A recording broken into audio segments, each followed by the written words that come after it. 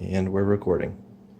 All right, this is the Earthquake Epicenter Lab, and the goal of this lab is to find the epicenter of an earthquake.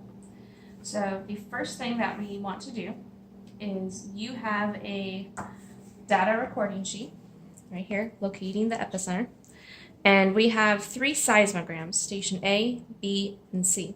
I'm going to walk you through doing station A, but you will have to do B and C on your own. So if we look at Seismogram Station A, the starting point is 4 hours, 23 minutes, 0 seconds. We have a time scale up here that goes by 2s. And we're going to look at the reading, and we have to first find the primary wave. And the primary wave is when it first spikes. So you're going to draw a vertical line up from that first spike up to the number line.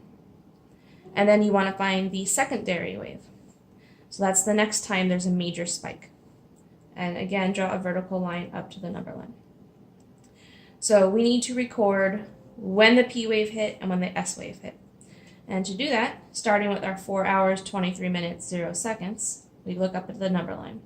So that would be 25 minutes, 27 minutes, 29 minutes. Now it's not quite at the 29, it's a little bit before, so you're going to have to use your best estimation skills.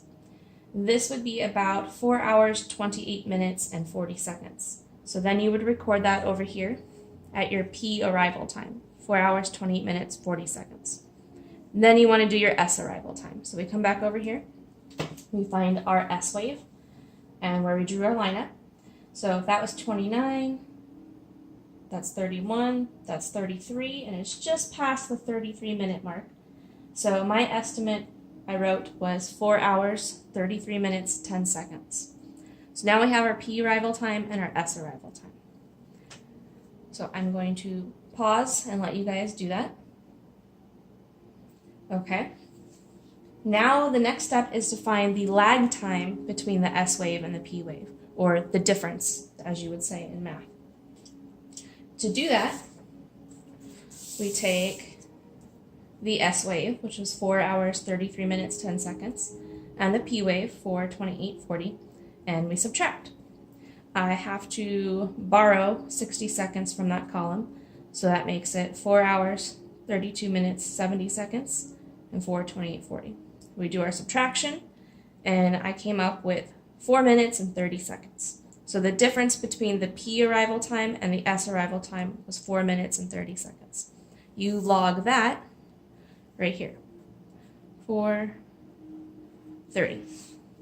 And then you'll do that for station B and C as well. I'll give you some time to figure that out.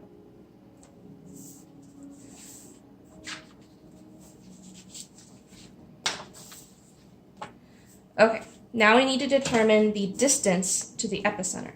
To do that, we're going to use this graph 1 here, and we have an S wave and a P wave line, travel time up the y-axis, and epicenter distance in kilometers on the x-axis. So to find this for each station, you're going to take the lag time. For station A, that was 4 minutes and 30 seconds. I'm going to use my note card. You can use any other sort of paper that you want, but here's the best way to do this. You go up to the y-axis, or travel time, start one corner at 0, and you go up to where that lag time is, 4 minutes and 30 seconds, and you make a mark on your index card. So that space right there for station A. Then you're going to take that, and you're going to find where that same distance is between the S and the P wave line. So you can start over to one side and drag it until you find the perfect fit, which for this one looks to be about right there, right where it matches up with those lines.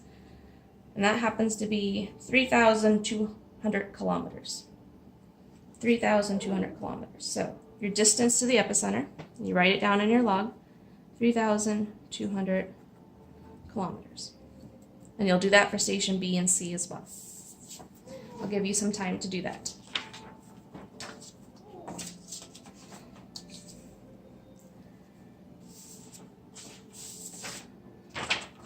Okay.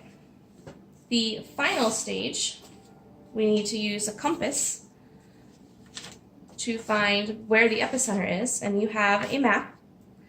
It has stations A, B, and C on it, and you'll have to make a circle using the compass for each station And where those stations intersect, that is the location of your epicenter. But in order to use the compass, we have to first get a proper scale from our kilometers down to centimeters. This map is 1,000 kilometer scale. So if every 1,000 kilometers is 1 centimeter, station A distance was 3,200 kilometers. We're going to set our compass at 3.2. So I'm going to log that so I don't forget.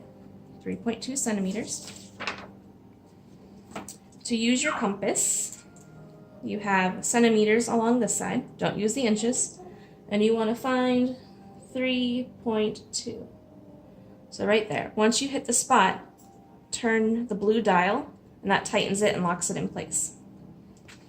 To use this, since we're doing station A, which is up here, you want to put the crosshairs of the compass right over station A, or whichever station you're doing.